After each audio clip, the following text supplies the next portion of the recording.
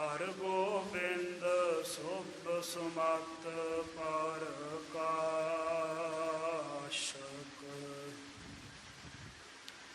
ਸ਼੍ਰੀ ਹਰਿ ਰਾਇ ਨਾਮੋ ਕਰ ਜੋਰੀ, ਨਾਮੋ ਕਰ ਜੋਰੀ।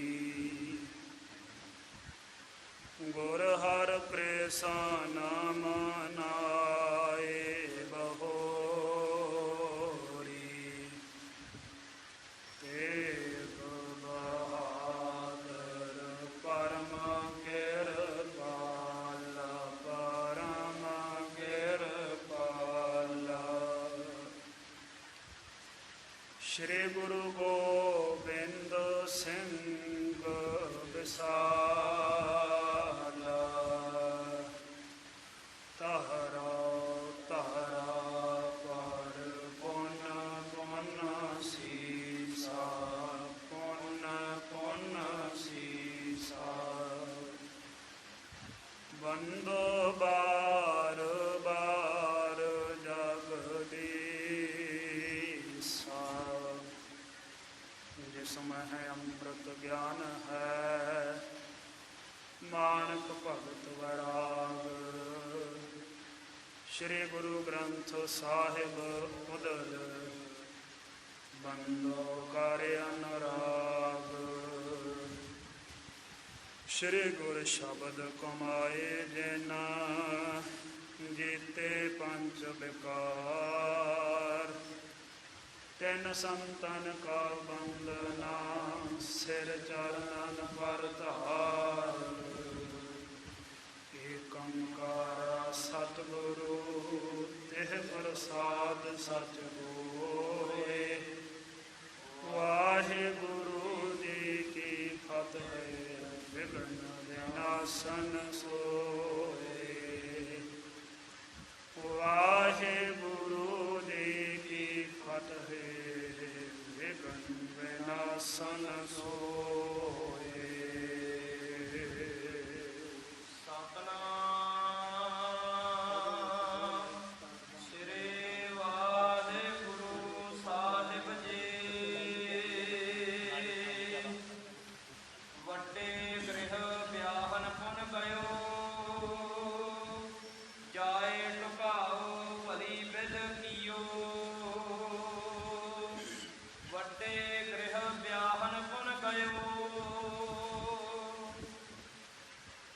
चवर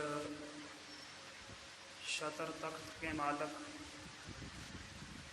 गुरता गद्दी ऊपर सुभायमान, दसां पातशाहियों के आत्मक स्वरूप। जुगो जुग अटल गरीब नवाज, शब्द स्वरूप धन धन श्री गुरु ग्रंथ साहिब सच्चे पातशाह महाराज जी की पावन पवित्र शुभ कल्याणकारी गोद अंदर सुभायमान समूह गुरु की संगत जी वड भाग है। जो पंज प्याले पंज पीर, छठम पीर बैठा गुर भारी। अर्जन काया पलट कै, मूरत हर गोबिंद सवारी। मेरे पीरी दे मालक सतगुरु धन धन श्री गुरु हरगोबिंद साहिब सच्चे पिता महाराज जी दे पावन पवित्र अमृत चरण छो प्राप्त गुर इतिहासिक स्थान गुरुद्वारा श्री गुरुसर साहिब विखे जुड़ के सतसंगत करन दा, ਸਵਾਸਾਂ ਨੂੰ ਸਫਲਿਆਂ ਬਣਾਉਣ ਦਾ ਸੁਭ ਸੁਭਾਗਾ ਸਮਾਂ ਪ੍ਰਾਪਤ ਹੋ ਰਿਹਾ ਹੈ। ਆਪ ਸਰਬੱਤ ਸੰਗਤਾਂ ਨੇ ਗੁਰਬਾਣੀ ਦੇ ਰਸ ਭਿੰਨੇ ਸ਼ਬਦਾਂ ਦਾ ਅੰਮ੍ਰਿਤ ਕੀਰਤਨ ਸ਼ਰਵਣ ਕੀਤਾ। ਸੋਦਰ ਸ੍ਰੀ ਰਹਿਰਾਸ ਸਾਹਿਬ ਜੀ ਦੀ ਅੰਮ੍ਰਿਤ ਬਾਣੀ ਦੇ ਜਾਪ ਸ਼ਰਵਣ ਕਰਕੇ ਲਾਹਾ ਖੱਟਿਆ ਹੈ। ਸ਼੍ਰੀ ਮੁਖ ਵਾਕ ਸ਼ਰਵਣ ਕਰ ਕਰਕੇ ਵਡਭਾਗੀ ਬਣੇ ਹਾਂ। ਸੋ ਸਤਿਗੁਰਾਂ ਦੀ ਚੱਲ ਰਹੀ ਜੀਵਨ ਕੌਤਕਾਂ ਦੀ ਇਤਿਹਾਸ ਦੀ ਲੜੀਵਾਰ ਕਥਾ ਵਿਚਾਰ ਦਾ ਸਮਾਂ ਆਓ ਇਤਿਹਾਸ ਦੇ ਅੰਮ੍ਰਿਤ ਕਥਾ ਦੀ ਵਿਚਾਰ ਆਰੰਭ ਕਰਨ ਤੋਂ ਪਹਿਲਾਂ ਗੁਰੂ ਕੀ ਬਖਸ਼ਿਸ਼ ਗੁਰਫਤਿਹ ਵਿੱਚ ਸਾਂਝ ਪਾਓ, ਅਸ਼ੀਸ਼ ਬਖਸ਼ੋ, ਰਸਨਾ ਸਫਲਾਓ, ਬੁਲੰਦ ਆਵਾਜ਼ ਵਿੱਚ ਬੁਲਾਓ ਜੀ। ਵਾਹਿਗੁਰੂ ਜੀ ਕਾ ਖਾਲਸਾ, ਵਾਹਿਗੁਰੂ ਜੀ ਕੀ ਫਤਿਹ। ਗਰੀਬ ਨਵਾਜ ਧੰਨ ਧੰਨ ਸ੍ਰੀ ਗੁਰੂ ਹਰਗੋਬਿੰਦ ਸਾਹਿਬ ਸੱਚੇ ਪਾਤਸ਼ਾਹ ਭਾਈ ਕੀ ਡਰੌਲੀ ਮਾਲਵੇ ਦੇਸ਼ ਦੇ ਵਿੱਚ ਪੁੱਜੇ। ਬੇਅੰਤ ਕੌਤਕ ਗਰੀਬ ਨਵਾਜ ਸੱਚੇ ਪਾਤਸ਼ਾਹ ਨੇ ਇੱਥੇ ਕੀਤੇ। ਬੇਅੰਤ ਸਿੱਖ ਸੰਗਤਾਂ ਨੂੰ ਤਾਰਿਆ। ਮਨ ਭਾਉਂਦੀਆਂ ਇੱਛਾਵਾਂ ਗਰੀਬ ਨਵਾਜ ਸੱਚੇ ਪਾਤਸ਼ਾਹ ਨੇ ਸੰਗਤਾਂ ਦੇ ਪੂਰੇ ਕੀਤੇ ਹਨ, ਸੰਕਲਪ ਪੂਰੇ ਕੀਤੇ ਹਨ। ਸੋ ਗਰੀਬ ਨਵਾਜ ਜਿਸ ਸਮੇਂ ਇੱਥੇ ਸੁਭਾਏਮਾਨ ਸੀ, ਉਹਦੇ ਵਿੱਚੋਂ ਕਵੀ ਰਾਜ ਭਾਈ ਸੰਤੋਖ ਸਿੰਘ ਜੀ ਕਹਿੰਦੇ ਇੱਕ ਜੋ ਵਿਸ਼ੇਸ਼ ਕੌਤਕ ਵਾਪਰਿਆ ਹੈ ਉਹ ਮੈਂ ਸਾਂਝਾ ਕਰ ਰਿਹਾ ਹਾਂ। ਉਹ ਕੀ ਹੈ ਕਿ ਇੱਕ ਧਨਾੜ ਤਰਖਾਣ ਸਿੱਖ ਜੋ ਗਰੀਬ ਨਵਾਜ ਸਤਿਗੁਰਾਂ ਦਾ ਵਸਦਾ ਹੈ,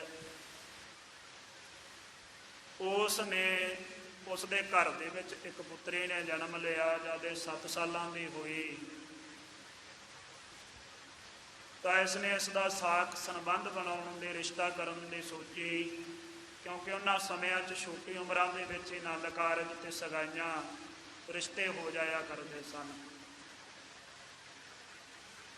ਜਿਵੇਂ ਦਾ ਉਦੋਂ ਰਿਵਾਜ ਸੀ, ਇੱਕ ਪੁਰੋਹਿਤ ਇਸ ਨੇ ਭੇਜਿਆ। ਇਹ ਪੁਰੋਹਿਤ ਖੋਜ ਕਰਦਾ ਕਰਦਾ ਤੁਕਲਾਣੀ ਨਗਰ ਪਹੁੰਚਿਆ।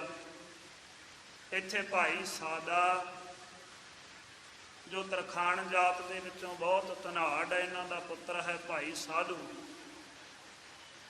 ਇਸ ਦੇ ਨਾਲ ਉਸ ਗੁਰੂ ਕੇ ਸਿੱਖ ਦਾ ਜੋ ਗੁਰੂ ਰਾਮਦਾਸ ਸਾਹਿਬ ਜੀ ਦੇ ਸਮੇਂ ਤੋਂ, ਗੁਰੂ ਨਾਨਕ ਦੇਵ ਸਾਹਿਬ ਜੀ ਦੇ ਸਮੇਂ ਤੋਂ ਸਿੱਖੀ ਜਿਸ ਨੇ ਅਪਣਾਈ ਹੈ, ਉਸ ਦੀ ਲੜਕੀ ਦਾ ਰਿਸ਼ਤਾ ਇੱਥੇ ਤੈਅ ਕਰ ਗਿਆ, ਸਗਾਈ ਕਰ ਗਿਆ।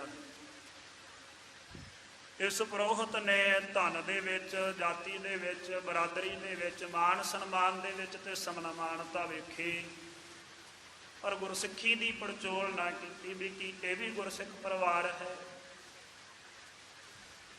ਇਹ ਜਿਹੜਾ ਭਾਈ ਸਾਦਾ ਸੀ ਇਹ ਸਖੀ ਸਰਵਰ ਪੀਰ ਨੂੰ ਮੰਨਦਾ ਸੀ। ਜਦੋਂ ਪੁਰੋਹਿਤ ਨੇ ਜਾ ਕਰਕੇ ਸਾਰੀ ਗੱਲ ਦੱਸੀ ਤਾਂ ਇਹ ਸਿੱਖ ਹਿਰਦੇ ਵਿੱਚ ਚਿੰਤਤ ਹੋਇਆ, ਜਿਸ ਦੀ ਪੁੱਤਰੀ ਸੀ, ਕਿ ਮੇਰੀ ਪੁੱਤਰੀ ਦਾ ਸਾਕ ਸੰਬੰਧ ਜੇ ਕਿਸੇ ਗੁਰਸਿੱਖ ਪਰਿਵਾਰ ਦੇ ਵਿੱਚ ਜੁੜਦਾ ਤਾਂ ਹੀ ਭਲਾ ਸੀ। ਇਸ ਤਰੀਕੇ ਨਾਲ ਕਹਿੰਦੇ ਬਹੁਤ ਲੰਮਾ ਸਮਾਂ, ਤਕਰੀਬਨ 6-7 ਸਾਲ ਬਤੀਤ ਹੋਏ। ਜਿਸ ਵਕਤ ਇਸ ਨੇ ਆਨੰਦ ਕਾਰਜ ਦੀ ਰੀਤ ਨਿਭਾਉਣ ਦੀ ਚਿੱਠੀ ਭੇਜੀ, ਉਹ ਜਿਹੜਾ ਪੱਤਰੀ ਲੈ ਕਰਕੇ ਗਿਆ ਸੀ, ਉਹਨੇ ਜਦੋਂ ਜਾ ਕੇ ਭਾਈ ਸਾਦੇ ਨੂੰ ਦੱਸਿਆ, ਇਸ ਨੇ ਬੜੇ ਖੁਸ਼ੀ ਜ਼ਾਹਰ ਕੀਤੀ ਔਰ ਆਪਣੇ ਪੁੱਤਰ ਨੂੰ ਸਖੀ ਸਰਵਰ ਦੀ ਬਣੀ ਹੋਈ ਜਿਹੜੀ ਮੱਟੀ ਸੀ, ਜਗ੍ਹਾ ਸੀ, ਉਹਦੇ 'ਤੇ ਮੱਥਾ ਟਿਕਾ ਕਰਕੇ ਆਪਣੀ ਕੁਲ ਦੇ ਰੀਤੀ ਰਿਵਾਜ ਆਰੰਭ ਕੀਤੇ। ਇੱਥੋਂ ਤੱਕ ਆਪਾਂ ਕੱਲ੍ਹ ਦੇ ਪ੍ਰਸੰਗ ਦੇ ਵਿੱਚ ਇਹ ਕਥਾ ਵਿਚਾਰ ਸ਼ਰਵਣ ਕੀਤੇ ਸੀ। ਅੱਜ ਅੱਗੇ ਜਿਸ ਤਰੀਕੇ ਦੇ ਨਾਲ ਇਹ ਪਾਵਨ ਪ੍ਰਸੰਗ ਆ ਰਿਹਾ ਹੈ, ਆਓ ਧੰਨ ਧੰਨ ਸ੍ਰੀ ਗੁਰੂ ਗ੍ਰੰਥ ਸਾਹਿਬ ਸੱਚੇ ਪਾਤਸ਼ਾਹ ਦੇ ਅੰਮ੍ਰਿਤ ਚਰਨ ਹਿਰਦੇ ਵਿੱਚ ਵਸਾ ਕਰਕੇ ਧੰਨ ਧੰਨ ਸ੍ਰੀ ਗੁਰੂ ਹਰਗੋਬਿੰਦ ਸਾਹਿਬ ਸੱਚੇ ਪਾਤਸ਼ਾਹ ਦੀ ਪਾਵਨ ਮੂਰਤ ਹਿਰਦੇ 'ਚ ਵਸਾ ਕਰਕੇ ਸਤਿਗੁਰਾਂ ਦੇ ਪਾਵਨ ਗੁਰ ਇਤਿਹਾਸ ਦੀ ਕਥਾ ਦੇ ਨਾਲ ਜੁੜੀਏ। ਮਨ ਦੀ ਇਕਾਗਰਤਾ ਦੇ ਲਈ ਇੱਕ ਵਾਰ ਗੁਰਮੰਤਰ ਰਸਨਾ ਤੋਂ ਉਚਾਰਨ ਕਰੋ। ਸਾਰੇ ਗੱਜ ਕਰਕੇ ਆਖੋ ਜੀ, ਸਤਨਾਮ ਸ਼੍ਰੀ ਵਾਹਿਗੁਰੂ ਸਾਹਿਬ ਜੀ। ਸਤਨਾਮ ਸ਼੍ਰੀ ਵਾਹਿਗੁਰੂ ਸਾਹਿਬ ਜੀ। ਵੱਡੇ ਗ੍ਰਹਿ ਵਿਆਹਨ ਪੁਨ ਗਇਓ। ਇਸ ਤਰੀਕੇ ਦੇ ਨਾਲ ਫਿਰ ਇਹ ਜਿਹੜਾ ਵੱਡਾ ਪਿੰਡ ਹੈ, ਜਿੱਥੋਂ ਦੀ ਭਾਵ ਤੇ ਗੁਰਸਿੱਖ ਦੀ ਪੁੱਤਰੀ ਹੈ, ਜੋ ਗੁਰੂ ਘਰ ਦੇ ਸੇਵਕ ਹੈ, ਭਾਈ ਸਾਦਾ ਆਪਣੇ ਪੁੱਤਰ ਸਾਧੂ ਨੂੰ ਲੈ ਕਰਕੇ ਵਿਆਹਣ ਵਾਸਤੇ ਗਿਆ ਹੈ ਇਸ ਸਿੱਖ ਦੀ ਪੁੱਤਰੀ ਦੇ ਤਾਏ। ਜਾਏ ਢੁਕਾਓ ਬਲੀ ਵਿਦ ਕੀਓ। ਜਾ ਕਰਕੇ ਬਰਾਤ ਨੂੰ ਲਿਜਾ ਕਰਕੇ ਭਲੇ ਪ੍ਰਕਾਰ ਦੇ ਨਾਲ ਇਸ ਸਿੱਖ ਦੇ ਘਰ ਦੇ ਵਿੱਚ ਇਸ ਨੇ ਢਕਾ ਕੀਤਾ, ਬਰਾਤ ਸਮੇਤ ਲਾੜੇ ਸਮੇਤ। ਆਕੁਲ ਸਾਦੇ ਮਿਲਣੀ ਕੀਨ। ਇਹ ਅੱਗੇ ਜਿਹੜਾ ਭਾਈ ਆਕੁਲ ਸੀ, ਗੁਰਾਂ ਦਾ ਸਿੱਖ ਸੀ, ਬੜੇ ਲੰਮੇ ਸਮੇਂ ਤੋਂ ਸਿੱਖੀ ਨੂੰ ਮੰਨਦਾ ਸੀ, ਗੁਰਮਤ ਨੂੰ ਧਾਰਦਾ ਸੀ। ਇਸ ਨੇ ਗੁਰਮਤ ਮੁਤਾਬਕ ਬੜੇ ਸਾਦੇ ਦੇ ਢੰਗ ਦੇ ਨਾਲ, ਸਹੀ ਤਰੀਕੇ ਸਲੀਕੇ ਦੇ ਨਾਲ ਅੱਗੋਂ ਸਾਰਾ ਸਵਾਗਤ ਕੀਤਾ ਔਰ ਬਰਾਤ ਦੇ ਨਾਲ ਮੇਲ ਮਿਲਾਪ ਕੀਤਾ।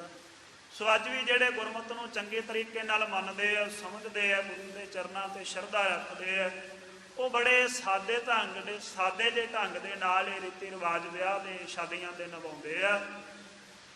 ਕਈ ਵਾਰ ਕੀ ਹੁੰਦਾ ਵੀ ਸਾਡੇ ਕੋਲ ਉਨੀ ਸਮਰੱਥਾ ਨਹੀਂ ਹੁੰਦੀ, ਅਸੀਂ ਆਪਣੀ ਸਮਰੱਥਾ ਤੋਂ ਬਾਹਰ ਜਾ ਕਰਕੇ ਜ਼ਮਾਨੇ ਦੇ ਵਿੱਚ ਵੇਖਾ ਵੇਖੀ ਆਪਣੀ ਫੋਕੀ ਸ਼ੋਹਰਤ ਦੇ ਵਾਸਤੇ ਕਿ ਸਾਡੇ ਦੁਨੀਆ ਦੇ ਸਾਹਮਣੇ ਚੰਗੇ ਨੰਬਰ ਬਣ ਜਾਣ ਕਿ ਫਲਾਣੇ ਨੇ ਬੜਾ ਵਿਆਹ ਕੀਤਾ ਜੀ, ਅਸੀਂ ਆਪਣੀ ਸਮਰੱਥਾ ਤੇ ਤੱਕਦੇ ਨਹੀਂ, ਸਮਰੱਥਾ ਤੋਂ ਬਾਹਰ ਜਾ ਕੇ ਕਰਜ਼ੇ ਚੁੱਕ ਕੇ ਵਿਆਹ ਆਨੰਦ ਕਾਰਜ ਕਰਦੇ ਆ।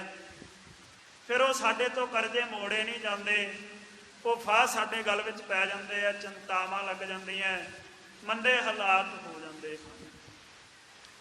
ਸੋ ਇਸ ਕਰਕੇ ਇਸ ਵਿਆਹ ਜਿਹੜਾ ਆਨੰਦ ਕਾਰਜ ਹੈ ਬੜਾ ਖੁਸ਼ੀ ਦਾ ਸਮਾਂ ਹੁੰਦਾ ਜੀ, ਦੋ ਪਰਿਵਾਰਾਂ ਦੇ ਮੇਲ ਮਿਲਾਪ ਦਾ। ਇਹ ਮੇਲ ਮਿਲਾਪ ਦੋ ਪਰਿਵਾਰਾਂ ਦਾ ਤਮਾਮ ਉਮਰ ਲੰਘਣਾ ਹੁੰਦਾ ਹੈ।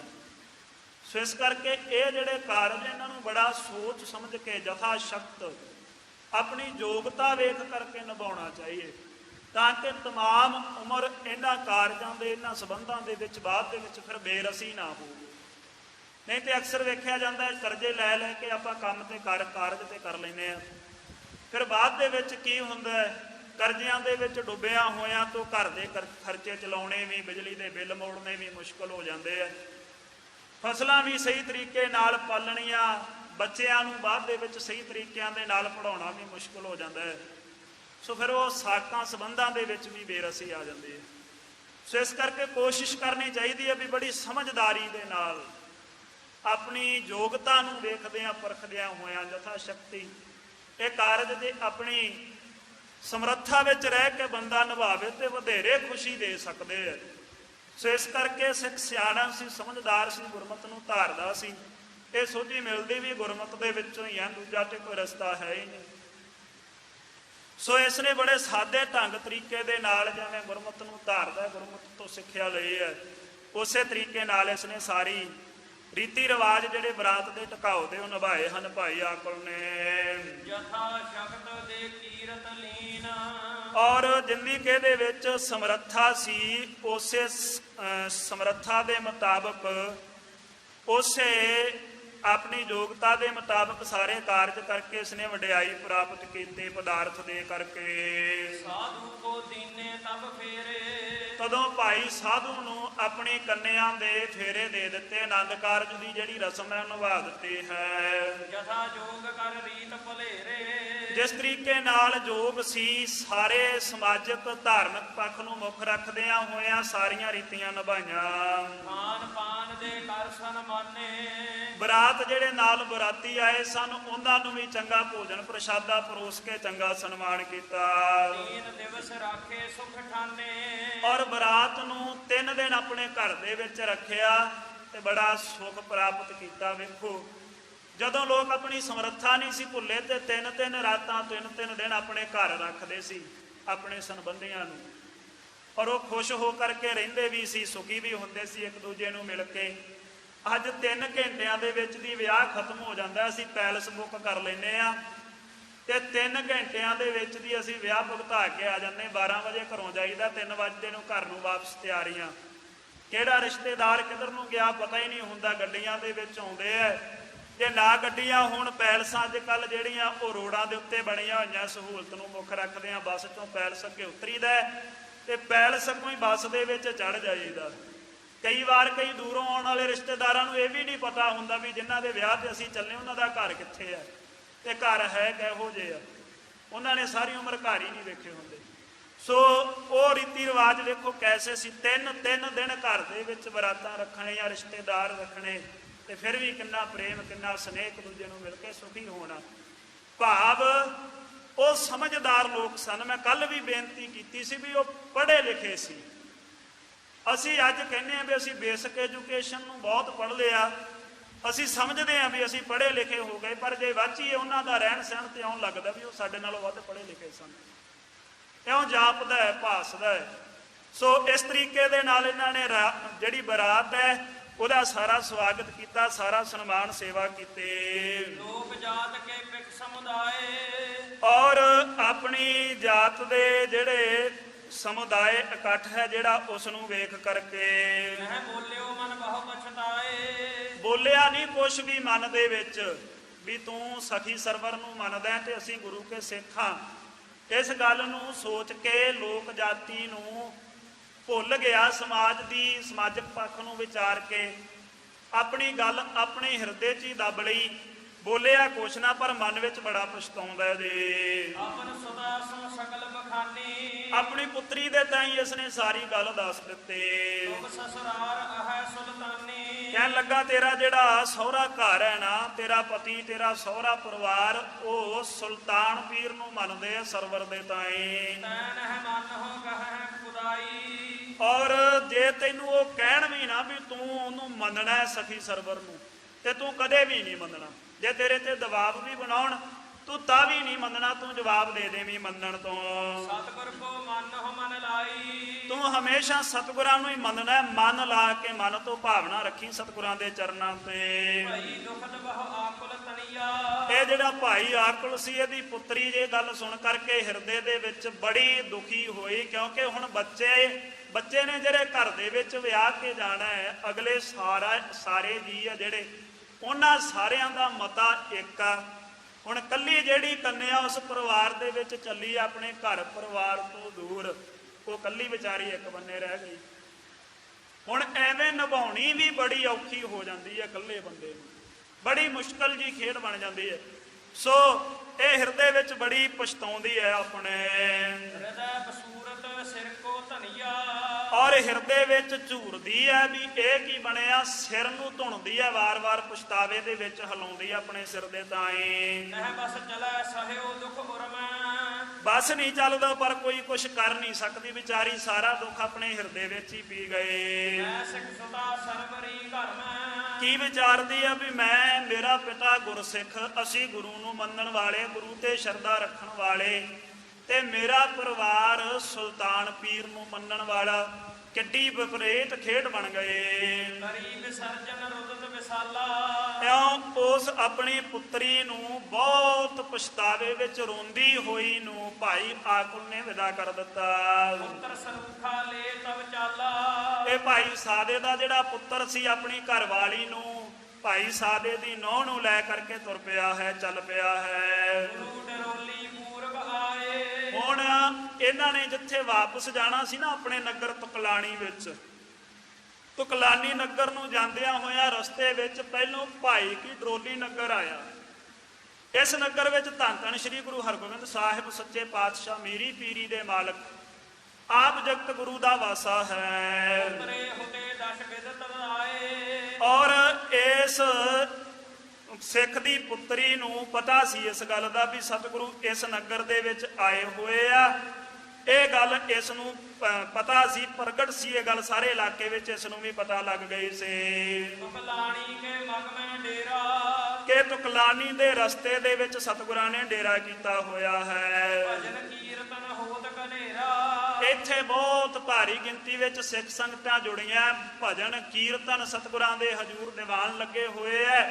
ਇਹ ਭਜਨ ਕੀਰਤਨ ਦਾ ਇੱਥੇ ਪ੍ਰਵਾਹ ਚੱਲ ਰਿਹਾ ਹੈ। ਵੱਡੇ ਘਰ 100 ਗ੍ਰਾਮ ਦੇ ਚਾਲੇ, ਜਦੋਂ ਇਹ ਵੱਡੇ ਘਰ ਤੋਂ ਆਪਣੇ ਨਗਰ ਵਾਲੇ ਪਾਸੇ ਨੂੰ ਚੱਲੇ ਹਨ, ਮੈਂ ਭਰਹੀ ਕਾਮ ਵਿਸਾਲੇ, ਔਰ ਦਿਨ ਭਰ ਇਹਨਾਂ ਨੇ ਜਦੋਂ ਸਫ਼ਰ ਤੈਅ ਕੀਤਾ, ਸਾਰੀ ਦਿਹਾੜੀ ਚੱਲਦਿਆਂ ਹੋਇਆਂ ਲੰਮਾ ਪੈਂਡਾ ਜਦੋਂ ਤੈਅ ਕਰ ਲਿਆ, ਨਿਬੇੜ ਲਿਆ, ਜਾਂ ਤੇ ਬੜੀ ਰਹਿਣ ਤੇ ਪਿਆਨਾ, ਤੋ ਇਸ ਕਰਕੇ ਇਹ ਚੱਲਦਿਆਂ ਇਹਨਾਂ ਨੂੰ ਰਸਤੇ ਦੇ ਵਿੱਚ ਰਾਤ ਪੈ ਗਈ। ਅਰਣੋਦਾ ਪਹੁੰਚੇ ਗੁਰਥਾਨਾ, ਵਾਹਿਗੁਰੂ ਸਾਰੀ ਰਾਤ ਵੀ ਇਹ ਰਸਤੇ ਦੇ ਵਿੱਚ ਚੱਲਦੇ ਰਹੇ, ਸ਼ਾਮ ਦੇ ਤੁਰੇ ਹੋਏ। ਅਰਣੋਦਿਆ ਤੇ ਸਵੇਰੇ ਅੰਮ੍ਰਿਤ ਵੇਲੇ ਇਹ ਉਸ ਜਗ੍ਹਾ ਤੇ ਪਹੁੰਚੇ ਆ ਜਿੱਥੇ ਸਤਿਗੁਰੂ ਦੀਵਾਨ ਲਾ ਕੇ ਬੈਠੇ ਹੋਏ ਆ, ਭਾਵ ਭਾਈ ਕੀ ਡਰੋਲੀ ਨਗਰ ਦੇ ਵਿੱਚ। ਇਹ ਪਿੰਡ ਦਾ ਰਸਤਾ ਤੈਅ ਕਰਦਿਆਂ ਪਹੁੰਚ ਗਏ। ਸਾਦਾ ਸਹਿਤ ਬਰਾਤ ਅਗਾਰੀ, ਭਾਈ ਸਾਦੇ ਦੇ ਸਮੇਤ ਸਾਰੀ ਬਰਾਤ ਹੈ ਜਿਹੜੀ ਅੱਗੇ ਹੈ। ਡੋਰੀ ਸਾਧੂ ਸਹਿਤ ਪਿਛਾਰੀ, ਭਾਈ ਸਾਧੂ ਜੀ ਸਮੇਤ ਜਿਹੜੀ ਡੋਲੀ ਹੈ ਇਸ ਆਕੁਲ ਸਿੱਖ ਦੀ ਕੰਨਿਆਂ ਦੀ, ਉਹ ਸਾਰੀ ਬਰਾਤ ਤੋਂ ਪਿੱਛੇ ਹੈ ਜੀ। ਗੁਰ ਟਿਕ ਆਸਾ ਵਾਰ ਸੁਗਾਵੈ, ਇਧਰ ਅੰਮ੍ਰਿਤ ਵੇਲੇ ਦਾ ਸਮਾਂ, ਰਬਾਬੀ ਸਿੰਘ ਸਤਿਗੁਰਾਂ ਦੀ ਹਜ਼ੂਰੀ ਵਿੱਚ ਜੁੜੇ ਹੋਏ ਆਸਾ ਜੀ ਦੀ ਵਾਰ ਦਾ ਕੀਰਤਨ ਕਰ ਰਹੇ ਹਨ। ਬਾਦਲ ਆਦਰ ਬਾਬ ਬਜਾਵੈ, ਔਰ ਜਿਹੜੇ ਵਾद्य ਜੰਤਰ ਵਜਾਉਣ ਦੇ ਵਿੱਚ ਨਿਪੁੰਨ ਹੈ, ਸਾਜੀ ਬਾਜੀ, ਉਹ ਰਬਾਬ ਇਤਿਆਦਿਕ ਜਿਹੜੇ ਵਾद्य ਜੰਤਰ ਹੈ ਉਹਨਾਂ ਨੂੰ ਵਜਾ ਰਹੇ ਆ ਨਾਲ ਸੁਰਾਂ ਦੇ ਵਿੱਚ ਮਿਲਾ ਕਰਕੇ। ਆਕੁਲ ਕੀ ਦਹਤਾ ਸਨਕਾਨ, ਜਦੋਂ ਆਕੁਲ ਨੇ ਇਹ ਕੀਰਤਨ ਸੁਣਿਆ ਨਾ, ਆਕੁਲ ਦਹਿਤਾ ਭਾਵ ਭਾਈ ਆਕੁਲ ਦੀ ਪੁੱਤਰੀ ਨੇ, ਭਾਈ ਸਾਦੇ ਦੀ ਨੂੰਹ ਨੇ, ਜਦੋਂ ਕੀਰਤਨ ਦੇ ਤਾਈ ਸੁਣਿਆ, ਕੰਨਾਂ ਵਿੱਚ ਇਹਦੇ ਕੀਰਤਨ ਦੀ ਧੁਨੀ ਆਵਾਜ਼ ਪਹੁੰਚੀ, ਸ੍ਰੀ ਗੁਰ ਡੇਰਾ ਆਹ ਪਛਾਨ, ਇਸ ਨੇ ਝਟਪਟ ਪਛਾਣ ਲਿਆ ਵੀ ਇੱਥੇ ਧੰਨ ਧੰਨ ਸ੍ਰੀ ਗੁਰੂ ਹਰਗੋਬਿੰਦ ਸਾਹਿਬ ਸੱਚੇ ਪਾਤਸ਼ਾਹ ਮਹਾਰਾਜ ਦਾ ਡੇਰਾ ਹੋਏਗਾ। ਉਹਨਾਂ ਦੇ ਹਜ਼ੂਰ ਹੀ ਇਹ ਦੀਵਾਨ ਜਿਹੜੇ ਸੱਜੇ ਹੋਣਗੇ। ਨਿਤ ਕੇ ਸੰਗ ਗਈ ਬਹੁ ਵਾਰੀ, ਕਿਉਂਕਿ ਇਹ ਆਪਣੇ ਪਿਤਾ ਦੇ ਨਾਲ ਭਾਈ ਕੀ ਡਰੋਲੀ ਬਹੁਤ ਵਾਰ ਸਤਿਗੁਰਾਂ ਦੇ ਦਰਸ਼ਨਾਂ ਵਾਸਤੇ ਜਾ ਚੁੱਕੇ ਸੇ। ਦਰਸ਼ਨ ਦੇਖਿਓ ਹੁਦੋ ਅਗਾਰੀ, ਇਹਨੇ ਪਹਿਲਾਂ ਕਈ ਵਾਰੀ ਗਰੀਬ ਨਵਾਜ ਗੁਰੂ ਹਰਗੋਬਿੰਦ ਸਾਹਿਬ ਜੀ ਦੇ ਅੰਮ੍ਰਿਤ ਦਰਸ਼ਨ ਪ੍ਰਾਪਤ ਕੀਤੇ ਸਨ। ਹੈ ਉਪਾਏ ਸਮੀਪ ਗਮਨ ਕੋ, ਔਰ ਇਹ ਹੁਣ ਮਨ ਦੇ ਵਿੱਚ ਕੋਈ ਨਾ ਕੋਈ ਉਪਾਅ ਵਹਿੰਦੀ ਹੈ, ਯਤਨ ਵਹਿੰਦੀ ਹੈ, ਚਿੱਤਦੀ ਹੈ, ਵਿਚਾਰਦੀ ਹੈ ਵੀ ਕਿਹੜਾ ਹੀਲਾ ਅਪਣਾਵਾਂ ਤੇ ਮੈਂ ਸਤਿਗੁਰਾਂ ਦੇ ਦਰਸ਼ਨ ਪ੍ਰਾਪਤ ਕਰਾਂ। ਹੀਲਾ ਤਾਂ ਅਪਣਾਉਣਾ ਪੈਂਦਾ ਹੈ ਕਿਉਂਕਿ ਬਾਕੀ ਸਾਰਾ ਪਰਿਵਾਰ ਹੈ ਜਿਹੜਾ ਉਹ ਸੁਲਤਾਨ ਪੀਰ ਨੂੰ ਮੰਨਣ ਵਾਲਾ ਹੈ, ਸਰਵਰ ਨੂੰ। ਇਹ ਗੁਰੂ ਕੀ ਸਿੱਖਣੀ ਹੈ, ਸਿੱਖ ਦੀ ਪੁੱਤਰੀ ਹੈ, ਸਤਿਗੁਰਾਂ ਤੇ ਸ਼ਰਧਾ ਰੱਖਦੀ ਹੈ। ਸੋ ਇਸ ਵਿਚਾਰ ਨੂੰ ਧਾਰ ਕੇ ਵਿਚਾਰਦੀ ਹੈ ਵੀ ਕਿਵੇਂ ਮੇਰੀ ਪੀਰੀ ਦੇ ਮਾਲਕ ਦੇ ਦਰਸ਼ਨ ਪ੍ਰਾਪਤ ਹੋਣ। ਕਹਿਓ ਕਹਾਰਨ ਸੰਗ ਬਚਨ ਕੋ, ਉਸ ਸਮੇਂ ਫਿਰ ਇਸ ਨੇ ਜਿਹੜੇ ਕਹਾਰ ਸੀ ਨਾ ਦੀ ਡੋਲੀ ਚੁੱਕ ਕੇ ਲੈ ਕੇ ਜਾਂਦੇ ਸੀ ਜਿਹੜੇ, ਉਹਨਾਂ ਦੇ ਤਾਈਂ ਫਿਰ ਇਸ ਨੇ ਬਚਨ ਕੀਤੇ, ਉਹਨਾਂ ਦੇ ਤਾਈਂ ਬਚਨ ਸਾਂਝਾ ਕੀਤਾ। ਤੁਮ ਜਾਣਤ ਹੋ ਸਗਲੀ ਬਾਤ, ਇਹ ਕਹਿਣ ਲੱਗੀ ਤੁਸੀਂ ਸਾਰੀ ਗੱਲ ਨੂੰ ਸਮਝਦੇ ਹੋ। ਹਮ ਗੁਰ ਕੋ ਸਿੱਖ ਸਦ ਬਖਿਆਤ, ਅਸੀਂ ਗੁਰੂ ਕੇ ਸਿੱਖਾਂ, ਗੁਰੂ ਕੇ ਚਰਨਾਂ ਤੇ ਸ਼ਰਧਾ ਰੱਖਦੇ ਆ, ਇਹ ਗੱਲ ਪ੍ਰਗਟ ਹੈ। ਇਹ ਗੱਲ ਆਪਣੇ ਕਹਾਰਾਂ ਨੂੰ ਤਾਂ ਕਹਿ ਰਹੀ ਹੈ ਕਿਉਂਕਿ ਜਿਹੜੇ ਕਹਾਰ ਸੀ ਨਾ ਡੋਲੀ ਚੁੱਕ ਕੇ ਲਿਜਾਣ ਵਾਲੇ, ਇਹ ਭਾਈ ਆਕੁਲ ਦੇ ਰੱਖੇ ਹੋਏ ਸਨ, ਭੇਜੇ ਹੋਏ ਸਨ। ਇਹ ਉਦੋਂ ਰਿਵਾਜ ਹੁੰਦਾ ਸੀ ਵੀ ਜਿਹੜਾ ਧੀ ਦੀ ਡੋਲੀ ਛੱਡਣ ਵਾਸਤੇ ਜਾਂਦੇ ਸੀ ਜਿਹੜੇ ਕਹਾਰ, ਉਸੇ ਨਗਰ ਦੇ ਵਿੱਚੋਂ ਹੀ ਜਾਂਦੇ ਸੀ, ਪੇਕੇ ਪਰਿਵਾਰ ਵੱਲੋਂ ਹੀ ਜਾਂਦੇ ਸੀ ਜਿਹੜੀ ਧੀ ਦਾ ਵਿਆਹ ਹੁੰਦਾ ਸੀ। ਸੋ ਇਸ ਕਰਕੇ ਇਹਦੇ ਪੇਕੇ ਪਰਿਵਾਰ ਦੇ ਵਿੱਚੋਂ ਹੈ, ਭਾਈ ਆਕੁਲ ਨੇ ਭੇਜੇ ਹੈ, ਇਸ ਕਰਕੇ ਇਹਨਾਂ ਨਾਲ ਆਪਣੇ ਹਿਰਦੇ ਦੀ ਗੱਲ ਸਾਂਝੀ ਕਰਦੀ ਹੈ। ਇਹੋ ਡੇਰਾ ਟਿਕ ਹੈ ਗੁਰ ਕੇਰਾ, ਕਹਿਣ ਲੱਗੀ ਇਹ ਜਿਹੜਾ ਡੇਰਾ ਜਿੱਥੋਂ ਕੀਰਤਨ ਦੀ ਆਵਾਜ਼ ਆਉਂਦੀ ਹੈ ਨਾ, ਗੁਰੂ ਸਾਹਿਬ ਜੀ ਦਾ ਵਿਸ਼ਰਾਮ ਸਥਾਨ ਹੈ, ਇੱਥੇ ਸਤਿਗੁਰੂ ਬਿਰਾਜੇ ਹੋਏ ਹੈ, ਇਹ ਪ੍ਰਤੱਖ ਪ੍ਰਗਟ ਹੋ ਰਿਹਾ ਹੈ। ਚਲਤ ਚਾਹਾਂ ਮੈਂ ਦਰਸ਼ਨ ਹੇਰਾ, ਮੈਂ ਚੱਲ ਕਰਕੇ ਇਸ ਸਥਾਨ ਤੇ ਸਤਿਗੁਰਾਂ ਦੇ ਅੰਮ੍ਰਿਤ ਦਰਸ਼ਨ ਪ੍ਰਾਪਤ ਕਰਨਾ ਚਾਹੁੰਦੀ ਹਾਂ। ਜਨ ਕਹਿ ਦਰਬ ਕਹਾਰਨ ਦੀਨ, ਇਉਂ ਕਹਿ ਕਰਕੇ ਇਹਨੇ ਧਨ ਦਾ ਲਾਲਚ ਵੀ ਦੇ ਦਿੱਤਾ, ਧਨ ਵੀ ਦੇ ਦਿੱਤਾ ਹੈ ਕਹਾਰਾਂ ਦੇ ਤਾਈਂ। ਲਗੇ ਲੋਭ ਤਬ ਚਲ ਬੋਕੀਨ, ਉਹਨਾਂ ਨੇ ਧਨ ਦਾ ਲਾਲਚ ਧਾਰ ਕੇ ਇਸ ਸਿੱਖ ਦੀ ਪੁੱਤਰੀ ਨੂੰ ਨਾਲ ਲੈ ਕੇ ਗੁਰੂ ਹਰਗੋਬਿੰਦ ਸਾਹਿਬ ਜੀ ਜਿੱਥੇ ਵਿਰਾਜਮਾਨ ਸਨ ਉਸ ਡੇਰੇ ਵਾਲੇ ਪਾਸੇ ਨੂੰ ਚਾਲੇ ਪਾ ਦਿੱਤੇ। ਦੂਰ ਟਿਕਾਏ ਉੱਤਰ ਕਰ ਡੋਰੀ, ਦੂਰ ਡੋਲੀ ਇਸ ਨੇ ਟਿਕਾ ਦਿੱਤੀ, ਡੋਲੀ ਦੇ ਵਿੱਚੋਂ ਉਤਰੀ ਹੈ। ਗਮਨੀ ਸ਼੍ਰੀ ਹਰਗੋਬਿੰਦ ਓਰੀ, ਔਰ ਆਪਣੇ ਪੈਰਾਂ ਤੇ ਚੱਲਦੀ ਹੋਈ ਭਾਵਨਾ ਨਾਲ ਧੰਨ ਧੰਨ ਸ੍ਰੀ ਗੁਰੂ ਹਰਗੋਬਿੰਦ ਸਾਹਿਬ ਜੀ ਦੇ ਸਨਮੁਖ ਚੱਲ ਪਏ। ਆਕੁਲ ਸੁਤਾ ਆਨੰਦ ਮਨ ਧਾਰਿਓ, ਜਦੋਂ ਇਸ ਨੂੰ ਪ੍ਰਤੱਖ ਸ੍ਰੀ ਗੁਰੂ ਹਰਗੋਬਿੰਦ ਸਾਹਿਬ ਜੀ ਦੇ ਦਰਸ਼ਨ ਪ੍ਰਾਪਤ ਹੋਣ ਦਾ ਸੁਭਾਗਾ ਸਮਾਂ ਦਿਸਣ ਲੱਗਿਆ ਨਾ ਸਾਹਮਣੇ, ਬੜੀ ਖੁਸ਼ੀ ਕੀਤੀ, ਮਨ ਵਿੱਚ ਆਨੰਦ ਨਹੀਂ ਸਮਾਉਂਦਾ। ਬੈਠੇ ਸਤਿਗੁਰ ਦਰਸ਼ਨ ਨਿਹਾਰਿਓ, ਸਾਹਮਣੇ ਸਤਿਗੁਰੂ ਗਰੀਬ ਨਵਾਜ ਮੀਰੀ ਪੀਰੀ ਦੇ ਮਾਲਕ, ਵੱਡੇ ਯੋਧੇ ਗਰੀਬ ਨਵਾਜ ਸੱਚੇ ਪਾਤਸ਼ਾਹ ਆਪ ਸੁਭਾਏ ਮਾਨ ਹਨ। ਸਤਿਗੁਰਾਂ ਦੇ ਅੰਮ੍ਰਿਤ ਦਰਸ਼ਨ ਇਸ ਨੇ ਪ੍ਰਾਪਤ ਕੀਤੇ। ਸਭਾ ਵਿਸਾਲ ਲਗੀ ਚਾਹ ਫੇਰੇ, ਚਾਰ ਸ਼ਫੇਰੇ ਬੜੀ ਭਾਰੀ ਸਭਾ ਲੱਗੀ ਹੋਈ ਹੈ ਕਿਉਂਕਿ 3000 ਦੀ ਗਿਣਤੀ ਵਿੱਚ ਤੇ ਸਿੱਖ ਸੂਰਮੇ ਹੀ ਸਨ ਨਾਲ, ਫਿਰ ਹੋਰ ਨੇੜਿਓਂ ਤੇੜਿਓਂ ਸੰਗਤਾਂ ਵੀ ਆਉਂਦੀਆਂ ਸੀ। ਆਪਣਾ ਗੁਰੂ ਕਾ ਪਰਿਵਾਰ ਸੀ, ਗੁਰੂ ਕੇ ਹੋਰ ਸੇਵਕ ਵੀ ਨਾਲ ਸਨ। ਐਡੀ ਭਾਰੀ ਤਾਦਾਦ ਦੇ ਵਿੱਚ ਸਿੱਖ ਸੰਗਤ ਸੀ। ਸੋ ਬਹੁਤ ਭਾਰੀ ਸਭਾ ਸੱਜੀ ਹੋਈ ਹੈ। ਨਰ ਨਾਰੀ ਸਮ ਸ਼ਬਦ ਕਨੇਰੇ, ਬਹੁਤ ਸਾਰੇ ਮਨੁੱਖ ਔਰ ਇਸਤਰੀਆਂ ਆਸਾ ਦੀ ਵਾਰ ਦੇ ਕੀਰਤਨ ਨੂੰ, ਸ਼ਬਦ ਨੂੰ ਬੜਾ ਇਕਾਗਰ ਚਿੱਤ ਹੋ ਕੇ ਸ਼ਰਵਣ ਕਰ ਰਹੇ ਹਨ ਜੀ। ਜੁਗ ਕਰ ਜੋਰ ਬੰਦਨਾ ਕੀਨ, ਇਸ ਸਿੱਖ ਦੀ ਪੁੱਤਰੀ ਨੇ ਦੋਵੇਂ ਹੱਥ ਜੋੜੇ, ਗਰੀਬ ਨਵਾਜ ਸੱਚੇ ਪਾਤਸ਼ਾਹ ਦੇ ਚਰਨਾਂ ਵਿੱਚ ਆਪਣਾ ਸਿਰ ਨਵਾਇਆ ਬੈਠੀ ਸ਼ਬਦ ਵਿਖੈ ਚਿਤ ਦੀਨ, ਔਰ ਸੰਗਤ ਵਿੱਚ ਬੈਠ ਕਰਕੇ ਆਪਣਾ ਚਿੱਤ ਜਿਹੜਾ ਮਨ ਹੈ ਆਸਾ ਜੀ ਦੀ ਵਾਰ ਦੇ ਕੀਰਤਨ ਦੇ ਵਿੱਚ ਲਾਇਆ ਹੈ, ਸ਼ਬਦ ਵਿੱਚ ਟਿਕਾ ਲਿਆ। ਇੱਕ ਵਾਰ ਮਹਿ ਆਸਾ ਵਾਰ, ਔਰ ਕਿੰਨੇ ਕੁ ਸਮੇਂ ਦੇ ਵਿੱਚ ਜਿਹੜੀ ਆਸਾ ਜੀ ਦੀ ਵਾਰ ਦਾ ਕੀਰਤਨ ਹੈ ਜੀ। ਆਇਓ ਭੋਗ ਆਨੰਦ ਕੋ ਧਾਰ, ਰਬਾਬੀ ਸਿੰਘਾਂ ਨੇ ਬੜੇ ਧੀਰਜ ਦੇ ਨਾਲ, ਬੜੇ ਆਨੰਦ ਦੇ ਨਾਲ ਆਸਾ ਜੀ ਦੀ ਵਾਰ ਦੀ ਕੀਰਤਨ ਦੇ ਸ਼ਬਦ ਗਾਇਨ ਕੀਤੇ ਔਰ ਆਸਾ ਜੀ ਦੀ ਵਾਰ ਦੇ ਭੋਗ ਪਾ ਕੇ ਸਮਾਪਤੀ ਕੀਤੀ। ਤਬ ਸਤਿਗੁਰ ਤਿਸ ਹੋਰ ਨਿਹਾਰੇ, ਤਦੋਂ ਗਰੀਬ ਨਵਾਜ ਗੁਰੂ ਹਰਗੋਬਿੰਦ ਸਾਹਿਬ ਸੱਚੇ ਪਾਤਸ਼ਾਹ ਜੋ ਸਮਾਧੀ ਸਥਿਤ ਸੀ, ਇਕਾਗਰ ਚਿੱਤ ਸੱਚੇ ਪਾਤਸ਼ਾਹ ਜੀ ਨੇ ਆਪਣੇ ਅੰਮ੍ਰਿਤ ਸਰੀਖੇ ਸੁੰਦਰ ਨੇਤਰ ਖੋਲੇ ਕਮਲ ਵਰਗੇ। ਜਦੋਂ ਗਰੀਬ ਨਵਾਜ ਸੱਚੇ ਪਾਤਸ਼ਾਹ ਨੇ ਆਪਣੇ ਮੋਟੇ ਮੋਟੇ ਸੁੰਦਰ ਨੈਣ ਉਘਾੜੇ ਹਨ, ਪ੍ਰਕਾਸ਼ ਕੀਤੇ ਹਨ, ਉਸੇ ਸਮੇਂ ਆਪਣੀ ਜਿਹੜੀ ਅੰਮ੍ਰਿਤ ਦ੍ਰਿਸ਼ਟੀ ਹੈ, ਕਿਉਂਕਿ ਗਰੀਬ ਨਵਾਜ ਜਾਣੀ ਜਾਣ ਪਾਤਸ਼ਾਹ ਤੋਂ ਕੁਛ ਲੁਕਿਆ ਥੋੜੀ ਹੈ, ਘਟ ਘਟ ਕੇ ਅੰਤਰ ਕੀ ਜਾਣਤ, ਭਲੇ ਬੁਰੇ ਕੀ ਪੀਰ ਪਛਾਨਤ। ਬੇਸ਼ੱਕ ਨੇਤਰ ਬੰਦ ਹੈ, ਗਰੀਬ ਨਵਾਜ ਨੂੰ ਪਤਾ ਹੈ ਵੀ ਕੌਣ ਮੇਰੇ ਹਜੂਰ ਆਇਆ ਹੈ, ਕਿਸ ਭਾਵਨਾ ਨਾਲ ਆਇਆ ਹੈ। ਗਰੀਬ ਨਵਾਜ ਨੂੰ ਸਭ ਪਰਖ ਹੈ, ਉਹਦੇ ਤੋਂ ਕੋਈ ਓਲਾ ਨਹੀਂ, ਨਾ ਕੋਈ ਰੱਖ ਹੀ ਸਕਦਾ ਕਿਸੇ ਪ੍ਰਕਾਰ ਦਾ, ਆਪਣੇ ਭੁਲੇਖੇ ਆ। ਸੋ ਗਰੀਬ ਨਵਾਜ ਸੱਚੇ ਪਾਤਸ਼ਾਹ ਨੇ ਆਪਣੀ ਅੰਮ੍ਰਿਤ ਦ੍ਰਿਸ਼ਟੀ ਇਸ ਸਿੱਖ ਦੀ ਪੁੱਤਰੀ ਤੇ ਪਾਈ। ਉਸੇ ਸਮੇਂ ਸਗਰੋ ਵੇਸ ਵਿਆਹ ਕੋ ਧਾਰੇ, ਕੀ ਵੇਖਿਆ ਗਰੀਬ ਨਵਾਜ ਸੱਚੇ ਪਾਤਸ਼ਾਹ ਨੇ? ਤੱਕਿਆ ਵੀ ਇਸ ਕੰਨਿਆ ਨੇ ਸ਼ੁਭ ਸੋਹਣਾ ਵੇਸ ਹੈ, ਜਿਹੜਾ ਸਾਰਾ ਆਨੰਦ ਕਾਰਜ ਵਾਲਾ, ਵਿਆਹ ਵਾਲਾ ਭੇਸ ਬਣਾਇਆ ਹੋਇਆ। ਵੱਡੀ ਪ੍ਰਾਤ ਕਿਤ ਤੇ ਚਲ ਆਈ, ਗਰੀਬ ਨਵਾਜ ਸੱਚੇ ਪਾਤਸ਼ਾਹ ਨੇ ਪਛਾਣ ਲਿਆ ਵੈਸੇ ਤਾਂ, ਪਰ ਹੁਣ ਆਪਣੇ ਸਮਝਣ ਲਈ ਲਿਖਦੇ ਆ ਕਵੀ ਰਾਜ ਭਾਈ ਸੰਤੋਖ ਸਿੰਘ ਜੀ। ਵਿਚਾਰ ਕੀਤੀ ਵੀ ਐਡੀ ਸਵੇਰ ਤੜਕੇ, ਕਿਉਂਕਿ ਆਸਾ ਜੀ ਦੀ ਵਾਰ ਦਾ ਭੋਗ ਸਵੇਰੇ ਅੰਮ੍ਰਿਤ ਵੇਲੇ ਤੋਂ ਸੂਰਜ ਦੇ ਚੜ੍ਹਾਅ ਦੇ ਨਾਲ ਹੀ ਪੈ ਜਾਂਦਾ। ਰਾਤ ਦੀ ਪਿਛਲੀ ਪਹਿਰ ਹੀ ਗਰੀਬ ਨਵਾਜ ਕੀਰਤਨ ਕਰਦੇ ਸੁਣਦੇ ਸਨ। ਸੋ ਮਹਾਰਾਜ ਨੇ ਕਿਹਾ ਐਡੀ ਸਵਖਤੇ ਇਹ ਕਿਧਰੋਂ ਚੱਲ ਕੇ ਆਈ ਹੈ ਕੰਨਿਆ, ਉਹ ਕਾਰਜ ਅਰ ਕਹਾਂ ਸਿਧਾਈ, ਕੀ ਇਸ ਨੂੰ ਕਾਰਜ ਹੈ ਔਰ ਕਿਧਰਲੇ ਪਾਸੇ ਨੂੰ ਚੱਲੀ ਹੈ। ਆਕੁਲ ਸੁਦਾ ਕਹਿਓ ਤਿਸ ਬੇਰੇ, ਇਹ ਸੱਚੇ ਪਾਤਸ਼ਾਹ ਨੇ ਪੁੱਛਿਆ ਹੈ ਇਸ ਸਿੱਖ ਦੀ ਪੁੱਤਰੀ ਦੇ ਤਾਈ। ਉਸੇ ਸਮੇਂ ਫਿਰ ਸਿੱਖ ਦੀ ਪੁੱਤਰੀ ਨੇ ਭਾਵਨਾ ਨਾਲ ਦੱਸਿਆ, ਇਹ ਵੱਡੇ ਘਰ ਨੈ ਹਰ ਮੇਰੇ, ਕਹਿਣ ਲੱਗੀ ਮਹਾਰਾਜ ਸੱਚੇ ਪਾਤਸ਼ਾਹ ਇਸੇ ਰਸਤੇ ਤੇ ਅੱਗੇ ਮੇਰਾ ਨਗਰ ਹੈ, ਜਿਹਦਾ ਨਾਮ ਵੱਡਾ ਨਗਰ ਹੈ, ਉੱਥੇ ਮੇਰੇ ਪੀਹਰ ਪੇਕੇ ਹੈ ਮਹਾਰਾਜ ਜੀ। ਸਰਵਰ ਕੇ ਸੇਵਕ ਸਸਰਾਰੇ, ਉੱਥੇ ਮੇਰੇ ਨਹਿਰ ਸਹੁਰਾ ਘਰ ਹੈ ਮੇਰਾ, ਔਰ ਉੱਥੇ ਪੇਕਾ ਘਰ ਹੈ, ਤੇ ਇੱਧਰ ਜਿਹੜਾ ਮੇਰੇ ਸਹੁਰਾ ਪਰਿਵਾਰ ਹੈ ਇਹ ਸਰਵਰ ਨੂੰ ਮੰਨਣ ਵਾਲੇ, ਪੀਰ ਨੂੰ ਮੰਨਣ ਵਾਲੇ ਆ ਜੇ। ਇਹ ਚਿੰਤਾ ਚਿਤ ਭਈ ਉਦਾਰੇ, ਇਸ ਕਰਕੇ ਮੇਰੇ ਮਨ ਦੇ ਵਿੱਚ ਬੜੀ ਭਾਰੀ ਚਿੰਤਾ ਹੋਏ। ਅਬ ਮੈਂ ਦਰਸ਼ਨ ਕਰਹੁ ਗੁਰ ਕਾ, ਮੈਂ ਮਨ ਵਿੱਚ ਵਿਚਾਰ ਕੀਤੀ ਵੀ ਹੁਣ ਮੈਂ ਸਤਿਗੁਰਾਂ ਦਾ ਅੰਮ੍ਰਿਤ ਦਰਸ਼ਨ ਪ੍ਰਾਪਤ ਕਰਾਂਗੇ। ਪੂਰਨ ਹੋਏ ਮਨੋਰਥ ਗੁਰ ਕਾ, ਮੇਰੇ ਮਨ ਦਾ ਜੋ ਮਨੋਰਥ ਹੈ ਨਾ, ਮੇਰੇ ਮਨ ਦੀ ਇੱਛਾ, ਉਹ ਪੂਰੀ ਹੋ ਜਾਏਗੀ ਸਤਿਗੁਰਾਂ ਦੇ ਦਰਸ਼ਨ ਕਰਨ ਦੇ ਨਾਲ। ਸਾਰਾ ਕਾਰਨ ਦੱਸ ਦਿੱਤਾ ਵੀ ਮੈਂ ਉੱਥੇ ਚੱਲੀ ਆਪਣੇ ਸਸੁਰਾਲ ਸਹੁਰੇ ਪਰਿਵਾਰ ਦੇ ਵਿੱਚ, ਪਰ ਮੈਂ ਦਰਸ਼ਨ ਕਰਨ ਇਸ ਕਰਕੇ ਆਈ ਹਾਂ ਮਹਾਰਾਜ, ਮੇਰਾ ਸਹੁਰਾ ਪਰਿਵਾਰ ਸਖੀ ਸਰਵਰ ਨੂੰ, ਸੁਲਤਾਨ ਪੀਰ ਨੂੰ ਮੰਨਣ ਵਾਲਾ ਹੈ, ਤੇ ਮੈਂ ਗੁਰੂ ਕੇ ਸਿੱਖ ਦੀ ਪੁੱਤਰੀ ਆ, ਗੁਰੂ ਦੇ ਚਰਨਾਂ ਤੇ ਭਾਵਨਾ ਰੱਖਣ ਵਾਲੀ। ਮੈਂ ਸੋਚਿਆ ਗੁਰੂ ਦੇ ਦਰਸ਼ਨ ਮੇਰੇ ਸਾਰੇ ਮਨੋਰਥ ਪੂਰੇ ਕਰ ਦੇਣਗੇ।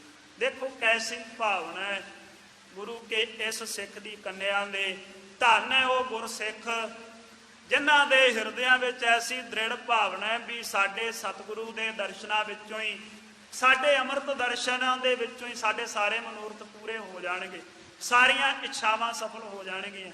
ਜਿਨ੍ਹਾਂ ਨੂੰ ਇਹ ਅਨੁਭਵ ਹੁੰਦਾ ਨਾ, ਗਰੀਬ ਨਵਾਜ ਨੇ ਗੁਰਬਾਣੀ ਬਾਬਤ ਉਹਨਾਂ ਦੇ ਖਿੱਚ ਦਾ ਕੇਂਦਰ ਦੱਸਿਆ। ਮਹਾਰਾਜ ਕਹਿੰਦੇ ਝਖੜ ਝਾਂਗੀ ਮੀਹੋ ਬਰਸੈ, ਭੀ ਗੁਰ ਦੇਖਣ ਜਾਏ।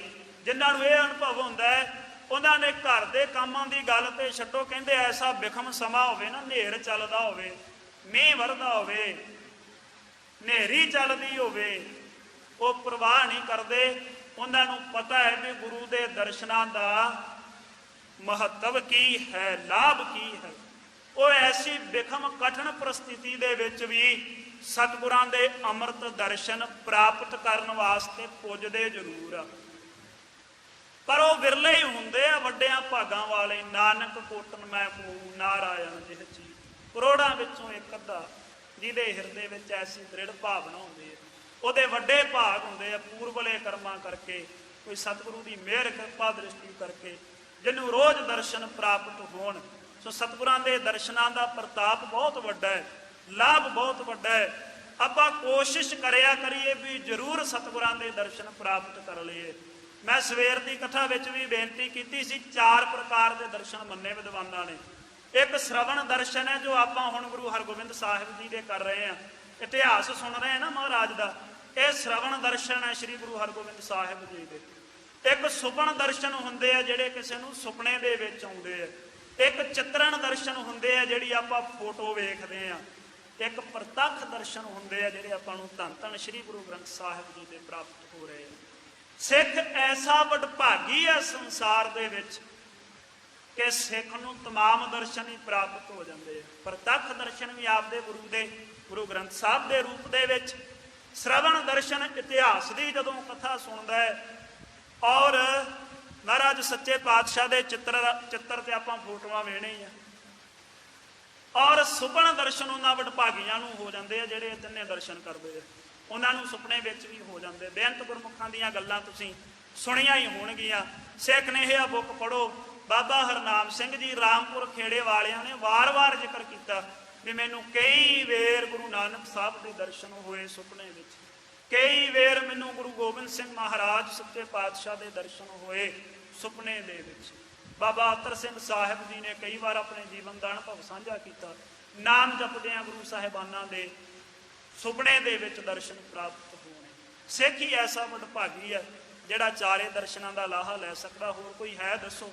ਚਿੱਤਰਣ ਦਰਸ਼ਨ ਤਾਂ ਲੋਕੀ ਕਰ ਸਕਦੇ ਆ, ਸ਼ਰਵਣ ਦਰਸ਼ਨ ਵੀ ਕਰ ਸਕਦੇ ਆ, ਸੁਪਨ ਦਰਸ਼ਨ ਵੀ ਹੋ ਜਾਂਦੇ ਹੋਣਗੇ, ਜਿਹੋ ਜਿਹੀਆਂ ਫੋਟੋਆਂ ਮੂਰਤੀਆਂ ਬਣੀਆਂ ਉਹ ਵੇਖ ਲੈਂਦੇ ਹੋਣਗੇ, ਪਰ ਕਿਸੇ ਨੂੰ ਪ੍ਰਤੱਖ ਦਰਸ਼ਨਾਂ ਦਾ ਲਾਭ ਹੈ? ਇਹ ਸਿਰਫ ਸਿੱਖ ਨੂੰ ਪ੍ਰਾਪਤ ਹੈ। ਸ੍ਰੀ ਗੁਰੂ ਗ੍ਰੰਥ ਸਾਹਿਬ ਐਸੀ ਹਸਤੀ, ਸੰਪੂਰਨ ਗੁਰੂ ਸਿੱਖ ਵਾਸਤੇ ਸੁਭਾਏ ਮਾਨ ਹੈ ਸੰਸਾਰ ਵਿੱਚ। ਗੁਰਦੁਆਰਾ ਸਾਹਿਬਾਨ ਦੇ ਵਿੱਚ ਸਭ ਨਾਲੋਂ ਵੱਡੇ ਭਾਗ ਹੈ ਸਾਨੂੰ ਸਾਡੇ ਗੁਰੂ ਦੇ ਪ੍ਰਤੱਖ ਦਰਸ਼ਨ ਪ੍ਰਾਪਤ ਹੁੰਦੇ ਆ। ਤਮਾਮ ਕੌਮਾਂ ਦੇ ਧਰਮਾਂ ਦੇ ਇਤਿਹਾਸ ਨੂੰ ਪੜ੍ਹੋ, ਉਹਨਾਂ ਨੂੰ ਵਾਚੋ। ਕੋਈ ਐਸਾ ਵਡਭਾਗੀ ਨਹੀਂ ਜਿਹਨੂੰ ਪ੍ਰਤੱਖ ਦਰਸ਼ਨ ਹੁੰਦੇ ਹੋਣ ਆਪਣੇ ਗੁਰੂ ਦੇ। ਵਿਸ਼ਨੂੰ ਨੂੰ ਜਿਹੜੇ ਗੁਰੂ ਮੰਨਦੇ ਆ, ਆਪਾਂ ਮੰਨਦਾ ਨਹੀਂ ਕਹਿੰਦੇ ਕਿਸੇ ਨੂੰ, ਵਿਸ਼ਨੂੰ ਜੀ ਨੂੰ ਗੁਰੂ ਮੰਨਦੇ ਆ, ਉਹਨਾਂ ਨੂੰ ਪ੍ਰਤੱਖ ਦਰਸ਼ਨ ਹੁੰਦੇ ਆ, ਫੋਟੋ ਤੇ ਵੇਖਦੇ ਆ। ਬੜੀ ਸਾਧਨਾ ਤੋਂ ਬਾਅਦ ਜਾ ਕੇ ਕਿਤੇ ਹੁੰਦੇ, ਉਹ ਵੀ ਇੱਕ ਅੱਧੀ ਵੇਰੀ ਜੇ ਹੋਣ ਤੇ। ਸ਼ਿਵਜੀ ਭਗਵਾਨ ਨੂੰ ਮੰਨਣ ਵਾਲਿਆਂ ਨੂੰ ਕੀ ਰੋਜ਼ ਪ੍ਰਤੱਖ ਦਰਸ਼ਨ ਹੋ ਸਕਦੇ ਆ ਸਿੱਖ ਵਾਂਗੂ? ਬੜੀ ਸਾਧਨਾ ਤੋਂ ਬਾਅਦ ਹੋ ਸਕਦੇ ਆ। ਪੀਰ ਪੈਗੰਬਰ ਔਲੀਆਂ ਨੂੰ ਮੰਨਣ ਵਾਲਿਆਂ ਦੀ ਕਮੀ ਨਹੀਂ, ਪਰ ਉਹਨਾਂ ਦੀ ਮਾੜੀ ਕਿਸਮਤ ਆ ਵੀ ਉਹ ਸਿੱਖ ਵਾਂਗੂ ਰੋਜ਼ ਪ੍ਰਤੱਖ ਦਰਸ਼ਨ ਆਪਣੇ ਗੁਰੂ ਦੇ ਨਹੀਂ ਕਰ ਸਕਦੇ। ਇਹ ਸਿੱਖ ਦੇ ਵਡਭਾਗ ਹੈ ਕਿ ਸਿੱਖ ਜਿਹਨੂੰ ਆਪਣਾ ਗੁਰੂ ਮੰਨਦਾ ਹੈ, ਉਹ ਗੁਰੂ ਸਿੱਖ ਵਾਸਤੇ ਹਾਜ਼ਰ ਹੈ ਤਖਤਾਂ ਦੇ ਉੱਪਰ। ਔਰ ਹਰ ਰੋਜ਼ ਸਿੱਖ ਗੁਰੂ ਦੇ ਸ਼ਰਵਣ ਦਰਸ਼ਨ ਵੀ ਕਰ ਸਕਦਾ ਹੈ, ਪ੍ਰਤੱਖ ਦਰਸ਼ਨ ਵੀ ਕਰ ਸਕਦਾ ਹੈ, ਚਿੱਤਰਣ ਦਰਸ਼ਨ ਵੀ ਕਰ ਸਕਦਾ, ਔਰ ਸੁਪਨ ਦਰਸ਼ਨ ਵੀ ਕਰ ਸਕਦਾ। ਕਿੱਡੇ ਵੱਡੇ ਭਾਗ ਆ ਸਾਡੇ ਸਿੱਖਾਂ ਦੇ। ਸੋ ਇਹ ਸਿੱਖ ਦੀ ਕੰਨਿਆ ਗਰੀਬ ਨਵਾਜ ਸੱਚੇ ਪਾਤਸ਼ਾਹ ਨੂੰ ਬੇਨਤੀ ਕਰਦੀ, ਕਹਿੰਦੀ ਮਹਾਰਾਜ ਮੈਂ ਵਿਚਾਰ ਬਣਾਈ ਵੀ ਮੇਰੇ ਮਨ ਦੀ ਇੱਛਾ ਆਪ ਜੀ ਦੇ ਅੰਮ੍ਰਿਤ ਦਰਸ਼ਨ ਕਰਨ ਕਰਕੇ ਪ੍ਰਾਪਤ ਪੂਰੀ ਹੋ ਜਾਏਗੀ। ਮਹਾਰਾਜ ਇਹੀ ਮੇਰੇ ਲਈ ਅੰਤਮ ਸੁੱਖ ਦਾ ਸਮਾਂ ਆਪ ਜੀ ਦੇ ਦਰਸ਼ਨ ਪ੍ਰਾਪਤ ਕਰਨਾ। ਮੈਂ ਸੋਚਿਆ ਇਸ ਸ੍ਰੇਸ਼ਟ ਸਮੇਂ ਨੂੰ ਜਾਣ ਨਾ ਦੇਵਾਂ, ਕਿਉਂਕਿ ਫਿਰ ਤੇ ਮੈਂ ਅੱਜ ਤੋਂ ਬਾਅਦ ਪਰਾਏ ਵਸ ਪੈ ਜਾਣਾ। ਉਹ ਪੀਰਾਂ ਦੇ ਪੁਜਾਰੀ ਆ, ਖੋਰੇ ਦਰਸ਼ਨ ਕਰਨ ਦੇਣ ਕਿ ਨਾ ਕਰਨ ਦੇਣ। ਇਹ ਮੈਂ ਅੰਤਮ ਦਰਸ਼ਨ ਸਮਝ ਕੇ ਆਪ ਜੀ ਦੇ ਪਾਸ ਪੁੱਜਿਆ। ਮੈਂ ਵਿਚਾਰਿਆ ਫਿਰ ਇਸ ਤੋਂ ਬਾਅਦ ਮੇਰਾ ਕੋਈ ਵਸ ਨਹੀਂ ਚੱਲਣਾ। ਇਸ ਕਰਕੇ ਮੈਂ ਚੱਲ ਕਰਕੇ ਆਪ ਜੀ ਦੇ ਚਰਨ ਕਮਲਾਂ ਵਿੱਚ ਪੁੱਜਿਆ। ਆਸਾ ਜੀ ਦੀ ਵਾਰ ਦੇ ਸ਼ਬਦ ਕੀਰਤਨ ਸ਼ਰਵਣ ਕੀਤੇ, ਆਪ ਜੀ ਦੇ ਪ੍ਰਤੱਖ ਦਰਸ਼ਨ ਪ੍ਰਾਪਤ ਹੋ ਗਏ।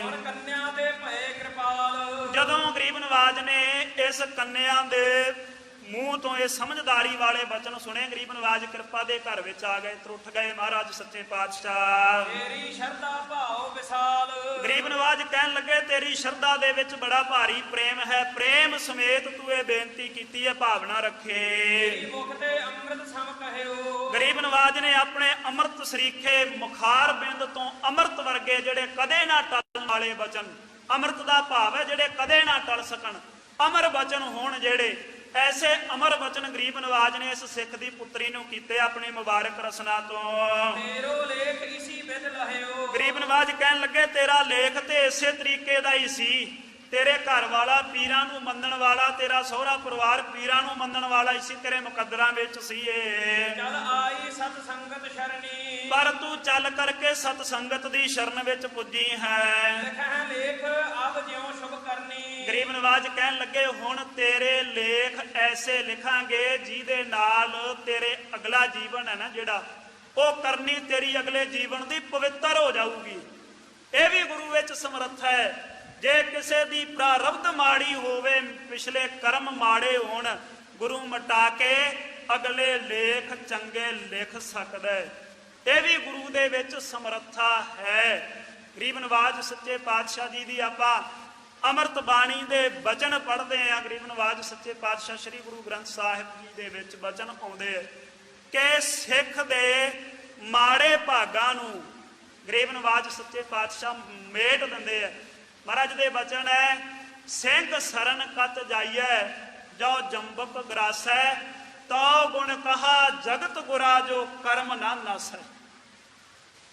ਮਹਾਰਾਜ ਫਿਰ ਤੇਰਾ ਪਰਉਪਕਾਰ ਹੀ ਕੀ ਹੋਇਆ ਜੇ ਸਾਡੇ ਮੰਦੇ ਕਰਮ ਹੀ ਨਾ ਮਿਟ ਸਕੇ।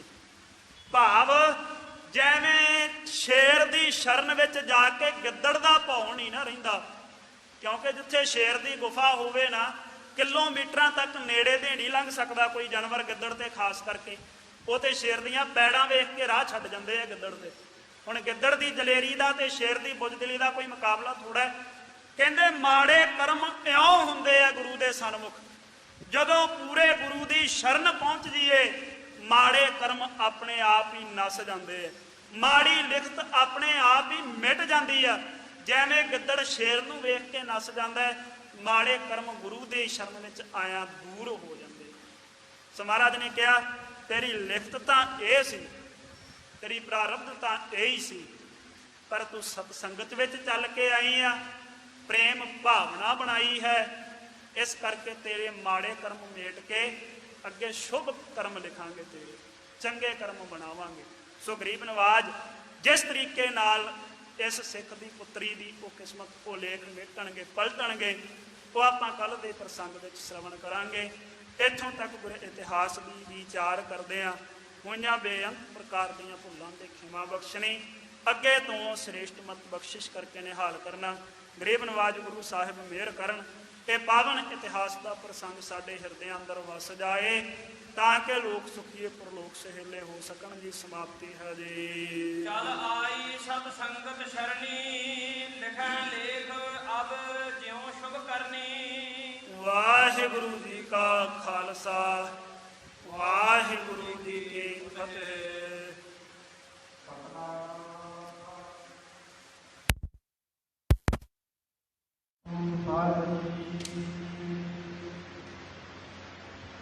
ਦਰਸ਼ਨ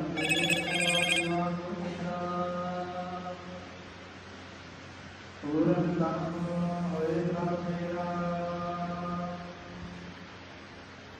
ਤੇਰੇ ਨਾਮੇ ਸੰਤ੍ਰਭ ਤੇਰੇ,